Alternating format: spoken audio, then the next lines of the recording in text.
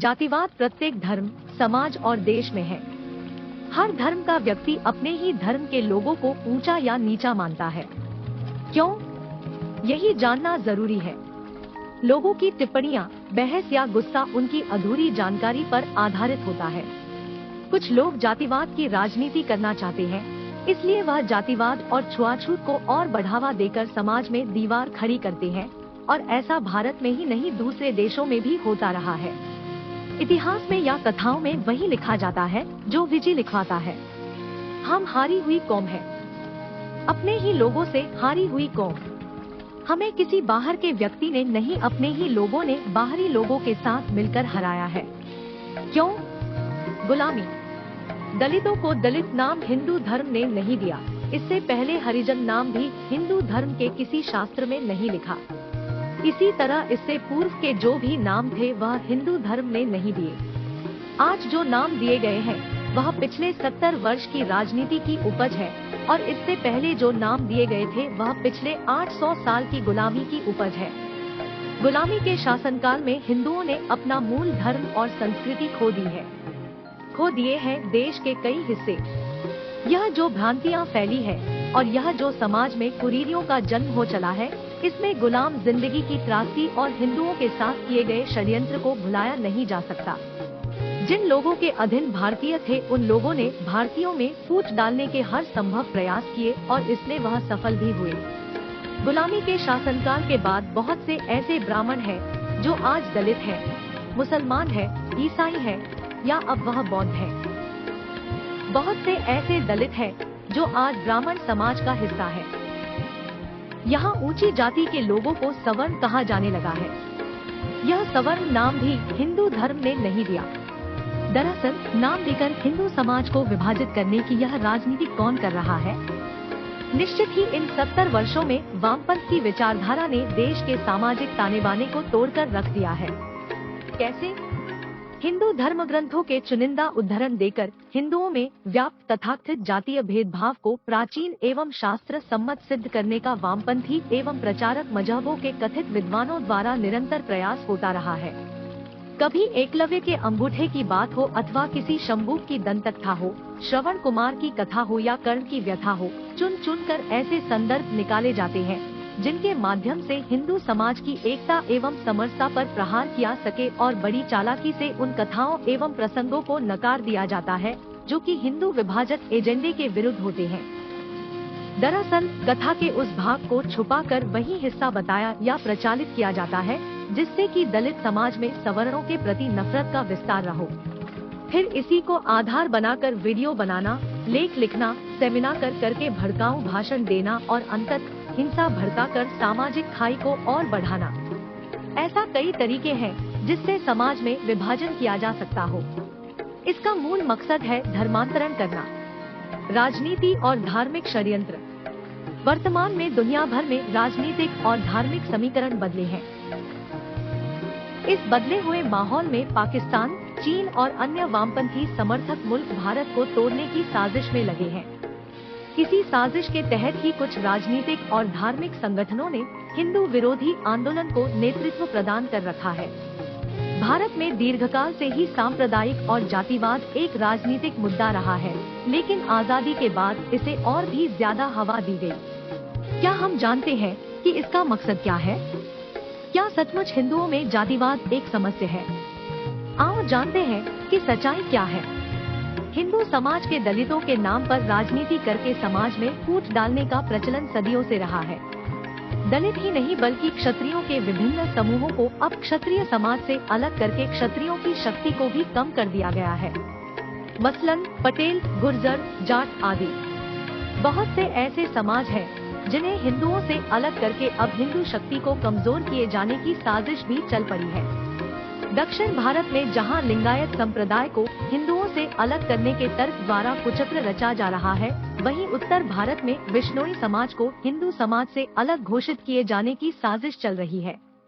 वर्तमान में जब से नरेंद्र मोदी सत्ता में आए हैं, तभी से वे लोग ज्यादा सक्रिय हो गए हैं जो हिंदू धर्म के विरोधी हैं। हालांकि नरेंद्र मोदी और आरएसएस का विरोधी होना समझ में आता है, लेकिन हिंदू और भारत का विरोधी होना यह समझ से परे है। धर्मनिरपेक्षता का अर्थ चाहे कुछ भी हो, लेकिन इस देश में कभी भी धर्मनिरपेक्ष राजनीति नहीं हुई है। धर्मनिरपेक्ष दलों ने सबसे ज्यादा जातिवादी राजनीति की है। इसके कई उदाहरण प्रस्तुत किए जा सकते हैं।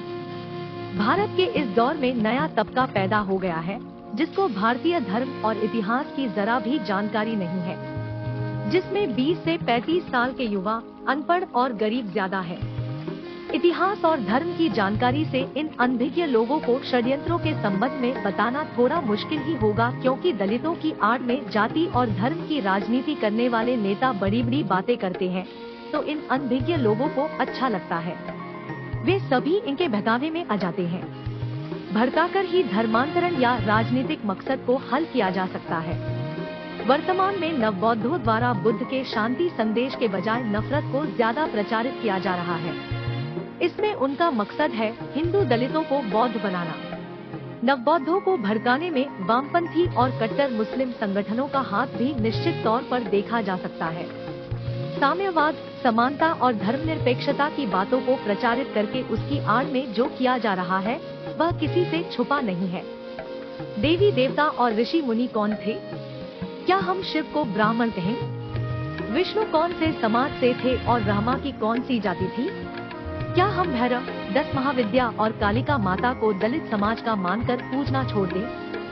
आज के शब्दों का इस्तेमाल करें तो ये लोग दलित थे। महर्षि वेद व्यास, ऋषि कवास इलूसु, ऋषि वत्स, ऋषि काकसिवत, महर्षि महिदास अत्रेय, महर्षि वाल्मीकि आदि ऐसे महान वेदज्ञ हुए हैं जिन्हें आज की जातिवादी व्यवस्था दलित वर्ग का मान सकती है। ऐसे हजारों नाम गिनाए जा सकते हैं जो सभी आज के दृष्टिकोण से दलित थे। वेद को रचने वाले, मनुस्मृति को लिखने वाले और पुराणों को गढ़ने वाले ब्राह्मण नहीं थे। क्या धर्म ग्रंथों में जातिवाद है? अक्सर जातिवाद, छुआछूत और सवर्ण दलित वर्ग के मुद्दे को लेकर धर्मशास्त्रों को भी दोषी ठहराया जाता है। इस मुद्दे पर धर्मशास्त्रों में क्या लिखा है यह जानना बहुत जरूरी है। यह भी जानना जरूरी है कि हिंदू धर्म के शास्त्र कौन से हैं, क्योंकि कुछ लोग उन शास्त्रों का हवाला देते हैं जो असल में हिंदू शास्त्र नहीं है। हिंदुओं का धर्म ग्रंथ मात्र वेद है। वेदों का सार उपनिषद है जिसे वेदांत कहते हैं, और उपनिषदों का सार गीता है। इसके अलावा जिस भी ग्रंथ का नाम लिया जाता है वह हिंदू धर्म ग्रंथ नहीं है। मनुस्मृति, पुराण, रामायण और महाभारत यह हिंदुओं के धर्म ग्रंथ नहीं है। इन ग्रंथों में हिंदुओं का इतिहास दर्ज है, लेकिन कुछ लोग इन ग्रंथों में से संस्कृत के कुछ श्लोक निकालकर यह बताने का प्रयास करते हैं कि ऊंच नीच की बातें तो इन धर्म ग्रंथों में ही लिखी है। असल में यह काल और परिस्थिति के अनुसार बदलते समाज का चित्रण है। दूसरी बात कि इस बात की क्या गारंटी कि उक्त ग्रंथों में जानबूझकर संशोधन नहीं किया गया होगा। हमारे अंग्रेज भाई और बाद के कम्युनिस्ट भाइयों के हाथ में ही तो था भारत के सभी तरह के साहित्य को समाज के सामने प्रस्तुत करना, तब स्वाभाविक रूप से तोड़ मरोड़ कर बर्बाद कर दिया। प्राचीन काल में धर्म से संचालित होता था राज्य। हमारे धर्म ग्रंथ लिखने वाले और समाज को रचने वाले ऋषिमुनि जब विदा हो गए तब राजा और पुरोहितों में सांठगांठ से राज्य का शासन चलने लगा। धीरे धीरे अनुयायियों की फौज ने धर्म को बदल दिया। बौद्ध काल ऐसा काल था जबकि ग्रंथों के साथ छेड़खानी की जाने लगी। फिर मुगल काल में और बाद में अंग्रेजों ने सत्यानाश कर दिया। अंततः कहना होगा कि साम्यवादी, व्यापारिक और राजनीतिक सोच ने बिगाड़ा धर्म को। कर्म का विभाजन, वेद या स्मृति में श्रमिकों को 4 वर्गों ब्राह्मण, क्षत्रिय, वैश्य व शूद्र में विभक्त किया गया है, जो मनुष्यों की स्वाभाविक प्रकृति पर आधारित है। यह विभक्तिकरण कतई जन्म पर आधारित नहीं है। आज बहुत से ब्राह्मण व्यापार कर रहे हैं, उन्हें ब्राह्मण कहना गलत है। ऐसे कई क्षत्रिय और दलित हैं जो आज धर्म कर्म का कार्य करते हैं, तब उन्हें कैसे क्षत्रिय या दलित मान ले। लेकिन पूर्व में हमारे देश में परंपरागत कार्य करने वालों का एक समाज विकसित होता गया, जिसने स्वयं को श्रेष्ठ और दूसरों को निकृष्ट मानने की भूल की है, तो उसमें हिंदू धर्म का कोई दोष नहीं है। यदि आप धर्म की गलत व्याख्या कर लोगों को बेवकूफ बनाते हैं, तो उसमें धर्म का दोष नहीं है। कोई भी व्यक्ति नाई तब बना होगा जब कैंची और उस्तरे का आविष्कार हुआ होगा। इसी तरह कोई मोची तभी बना होगा जबकि जूते और चंपल का आविष्कार हुआ होगा। इससे पहले वे क्या थे? प्राचीन काल में ब्राह्मणत्व या क्षत्रियत्व को वैसे ही अपने प्रयास से प्राप्त किया जाता था जैसे कि आज वर्तमान में एमए, एमबीबीएस आदि की डिग्री प्राप्त करते हैं। जन्म के आधार पर एक पत्रकार के पुत्र को पत्रकार, इंजीनियर के पुत्र को इंजीनियर, डॉक्टर के पुत्र को डॉक्टर या एक आईएएस, आईपीएस अधिकारी के पुत्र को आईएएस अधिकारी नहीं कहा जा सकता है जब तक कि वह आईएएस की परीक्षा नहीं दे देता। ऐसा ही उस काल में गुरुकुल से जो जैसी भी शिक्षा लेकर निकलता था उसे उस तरह की पदवी दी जाती थी। इस तरह मिला जाति को बढ़ावा। दो तरह के लोग होते हैं, अगड़े और पिछड़े। यह मामला उसी तरह है जिस तरह की दो तरह के क्षेत्र होते हैं, विकसित और अविकसित। पिछड़े क्षेत्रों में ब्राह्मण भी उतना ही पिछड़ा था जितना कि दलित या अन्य वर्ग, धर्म या समाज का व्यक्ति। पिछड़ों को बराबरी पर लाने के लिए संविधान में प्रारंभ में 10 वर्ष के लिए आरक्षण देने का कानून बनाया गया, लेकिन 10 वर्ष में भारत की राजनीति बदल गई। सेवा पर आधारित राजनीति पूर्णतः वोट पर आधारित राजनीति बन गई। मध्यकाल में जबकि मुस्लिम और ईसाई धर्म को भारत में अपनी जड़ें जमाना थी तो उन्होंने इस जातिवादी धारणा का हथियार के रूप में इस्तेमाल किया और इसे और हवा देकर समाज के निचले तबके के लोगों को यह समझाया गया कि आपके ही लोग आपसे छुआछूत करते हैं। मध्यकाल में हिंदू धर्म में बुराइयों का विस्तार हुआ। कुछ प्रथाएं तो इस्लाम के जोर जबर के कारण पनपी, जैसे सती प्रथा, घर में ही पूजा घर बनाना, स्त्रियों को घूंघट में रखना आदि। मुगलों के बाद अंग्रेजों की फूट डालो और राज करो की नीति तो 1774 से ही चल रही थी, जिसके तहत हिंदुओं में ऊंच नीच और प्रांतवाद की भावनाओं का क्रमश विकास किया गया। अंततः लॉर्ड इरविन के दौर से ही भारत विभाजन के स्पष्ट बीज बोए गए। माउंटबेटन तक इस नीति का पालन किया गया। बाद में 1857 की असफल क्रांति के बाद से अंग्रेजों ने भारत को तोड़ने की प्रक्रिया के तहत हिंदू और मुसलमानों को अलग अलग दर्जा देना प्रारंभ ही नहीं किया, बल्कि दोनों की कौम के भीतर अपने ही लोगों से छुआछूत करने की भावना को भी पनपाया। हिंदुओं को विभाजित रखने के उद्देश्य से ब्रिटिश राज में हिंदुओं को तकरीबन 2378 जातियों में विभाजित किया गया। ग्रंथ खंगाले गए और हिंदुओं को ब्रिटिशों ने नए उपनाम देकर उन्हें स्पष्ट तौर पर जातियों में बांट दिया गया।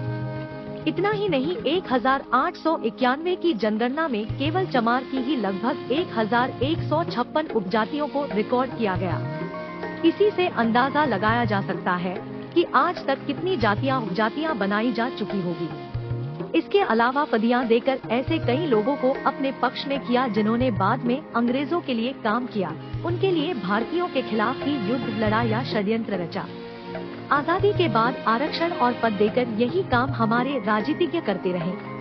उन्होंने भी अंग्रेजों की नीति का पालन किया और आज तक हिंदू ही नहीं मुसलमानों को भी अब हजारों जातियों में बांट दिया।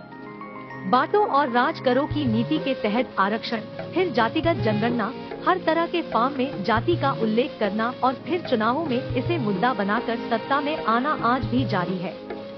रंग बना जाति का जहर। वर्ण का अर्थ होता है रंग।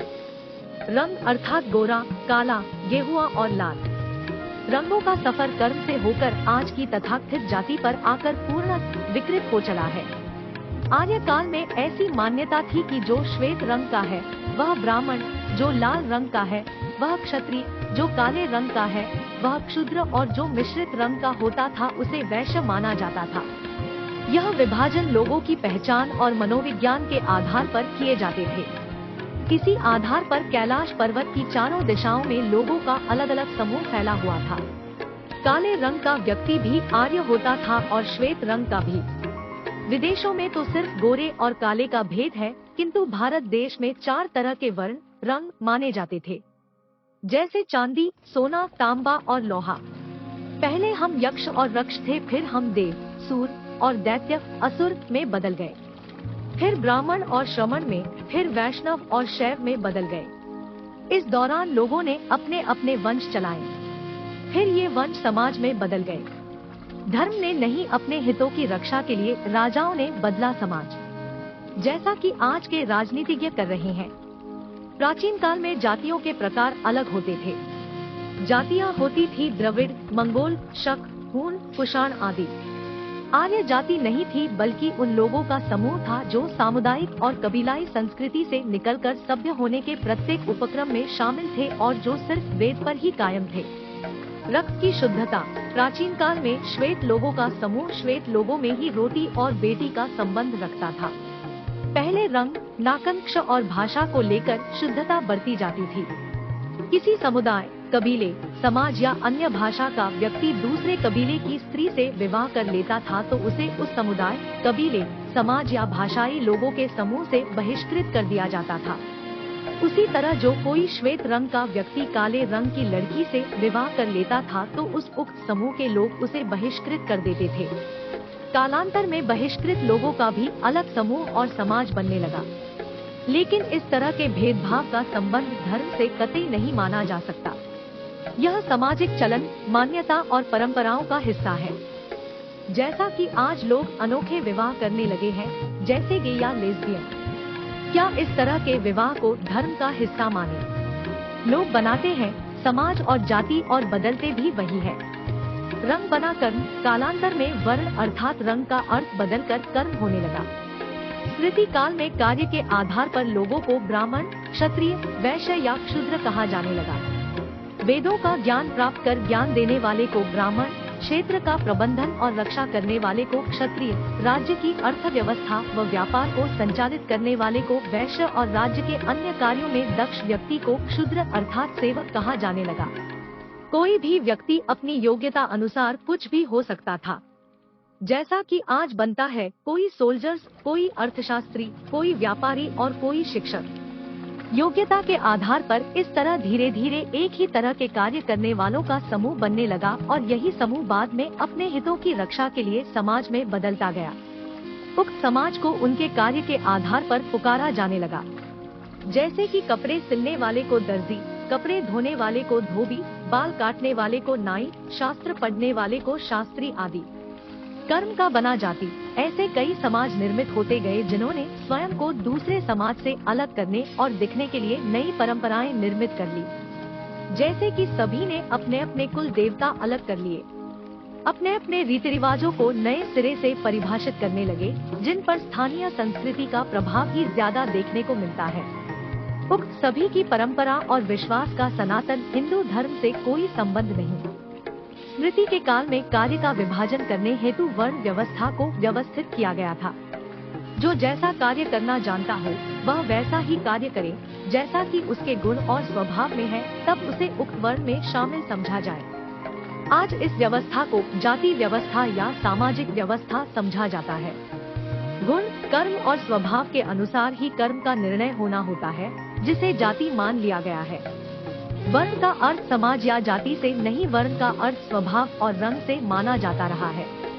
वर्णाश्रम किसी काल में अपने सही रूप में था, लेकिन अब इसने जाति और समाज का रूप ले लिया है, जो कि अनुचित है।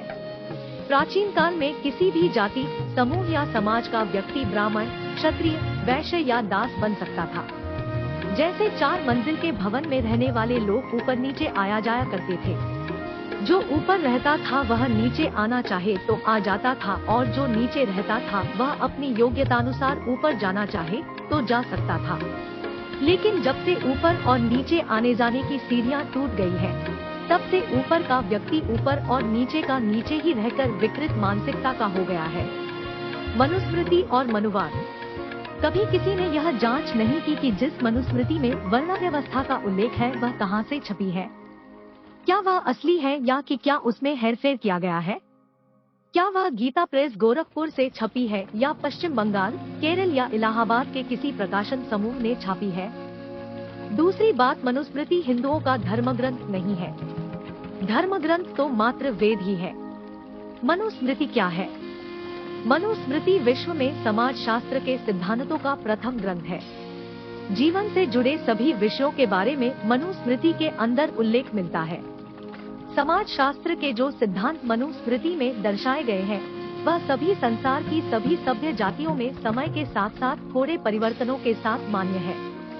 मनुस्मृति में सृष्टि पर जीवन आरंभ होने से लेकर विस्तृत विषयों के बारे में, जैसे कि समय चक्र, वनस्पति ज्ञान, राजनीति शास्त्र, अर्थव्यवस्था, अपराध नियंत्रण, प्रशासन, सामान्य शिष्टाचार तथा सामाजिक जीवन के सभी अंगों पर विस्तृत जानकारी दी गई है। समाजशास्त्र पर मनुस्मृति से अधिक प्राचीन और सक्षम ग्रंथ अन्य किसी भाषा में नहीं है। इसी ग्रंथ के आधार पर दुनिया के संविधानों का निर्माण हुआ और दूसरे धर्मों के धार्मिक कानून बनाए गए। यही कारण था कि इस ग्रंथ की प्रतिष्ठा धूल में मिलाने के लिए अंग्रेजों और विधर्मियों ने इसके बारे में भ्रम फैलाया। ब्राह्मणवाद और मनुवाद क्या है? भारतीय राजनीति में सेक्युलरवादियों ने जिन दो शब्दों का सर्वाधिक उपयोग या दुरुपयोग किया वह है मनुवाद और ब्राह्मणवाद। इन शब्दों के माध्यम से हिंदुओं में विभाजन करके दलितों के वोट कबाड़े जा सकते हैं या उनका धर्मांतरण किया जा सकता है। अधिकांश लोगों में भ्रम है कि मनु कोई एक व्यक्ति था जो ब्राह्मण था, जबकि तथ्य यह है कि मनु एक राजा थे। इसके अलावा मनु एक नहीं, अब तक 14 हो गए हैं। इनमें से भी स्वयंभू मनु और वैवस्वत मनु की ही चर्चा अधिक होती है। इन दोनों में से स्वयंभू मनु से ही मनुस्मृति को जोड़ा जाता है। मनु के बारे में दूसरा भ्रम मनु संहिता को मनुवाद बना देना है। दरअसल यह मनुवाद शब्द पिछले 70 वर्षों में प्रचारित किया गया शब्द है। संहिता और वाद में बहुत अंतर होता है। संहिता का आधार आदर्श नियमों से होता है, जबकि वाद दर्शन शास्त्र का विषय है, जैसे अणुवाद, सांख्यवाद, मार्क्सवाद, गांधीवाद आदि। कुछ लोग मानते हैं कि बाबा साहब अम्बेडकर ने जिस तरह संविधान लिखा उसी तरह प्राचीन काल में राजा स्वयंभू मनु ने मनुस्मृति लिखी। जिस तरह संविधान में संशोधन होते गए उसी तरह हर काल में मनुस्मृति में सुविधा अनुसार हेरफेर होते गए। अंग्रेजों के काल में इसमें जबरदस्त हेरफेर हुए। ब्राह्मणवाद क्या है? जिस तरह मनुवाद जैसा कोई वाद नहीं है, उसी तरह ब्राह्मणवाद भी कोई वाद नहीं। लेकिन कुछ लोग कहते हैं कि किसी नियम, कानून या परंपरा के तहत जब किसी व्यक्ति को उसकी जाति, धर्म, कुल, रंग, नस्ल, परिवार, भाषा, प्रांत विशेष में जन्म के आधार पर ही किसी कार्य के लिए योग्य या अयोग्य मान लिया जाए तो वह ब्राह्मणवाद कहलाता है। जैसे पुजारी बनने के लिए ब्राह्मण कुल में पैदा होना। ब्राह्मणवाद के बारे में आम जनता की सोच यही तक सीमित है। आजकल यही हो रहा है। आरक्षण के नाम पर किसी जाति, धर्म, कुल, रंग, नस्ल, परिवार, भाषा, प्रांत विशेष में जन्म के आधार पर ही आरक्षण दिया जा रहा है। यही तो ब्राह्मणवाद का आधुनिक रूप है। इस तरह का प्रत्येक वाद ब्राह्मणवाद ही है। फिर चाहे वह नारीवाद हो, किसानवाद हो, अल्पसंख्यकवाद हो, वंशवाद हो, सभी के सभी ब्राह्मणवाद ही है, क्योंकि इनका निर्धारण योग्यता से नहीं जन्म से होता है। आज कोई भी महिला, कोई भी किसान, कोई भी पिछड़ा, कोई भी अल्पसंख्यक, कोई भी दलित वर्ग संपन्न और सक्षम हो जाने के बाद भी आरक्षण की सुविधा को खोने को तैयार नहीं है। आज एक किसान करोड़ों की कार में घूमकर भी इनकम टैक्स देने से इनकार कर सकता है। एक दलित विशेष कानून का सहारा लेकर किसी को भी गिरफ्तार करवा सकता है। एक महिला अपने अधिकारों का दुरुपयोग करके किसी की भी जिंदगी बर्बाद कर सकती है। अर्थात इनके वचन ही सत्य और प्रमाणित मान लिए जाते हैं, जैसे किसी समय ब्राह्मणों के वचनों को सत्य माना लिया जाता था। यही तो ब्राह्मणवाद है। जाति तोड़ो समाज जोड़ो। हमारे यहाँ अनेकों जाति की अब तो अनेक उपजातियाँ तक बन गई है। तथाकथित ब्राह्मण समाज में ही 2000 आंतरिक भेद माने गए हैं। केवल सारस्वत ब्राह्मणों की ही 469 के लगभग शाखाएं हैं। क्षत्रियों की 990 और वैश्यों तथा क्षुद्रों की तो इससे भी अधिक उपजातियां हैं। अपने अपने इस संकुचित दायरे के भीतर ही विवाह होते रहते हैं, जिसका परिणाम यह हुआ है कि भारत की सांस्कृतिक एकता टूट गई। जब कोई एकता टूटती है तभी उसको जोड़ने के प्रयास भी होते हैं। अतः हम सभी को जातिवाद से ऊपर उठकर समाज को जोड़ने का कार्य करना चाहिए। यदि हम संगठित होंगे तो विदेशी तख्तों के मंसूबे टूटेंगे और हमारा देश फिर से सोने की चिड़िया कहलाएगा। जय हिंद, जय भारत।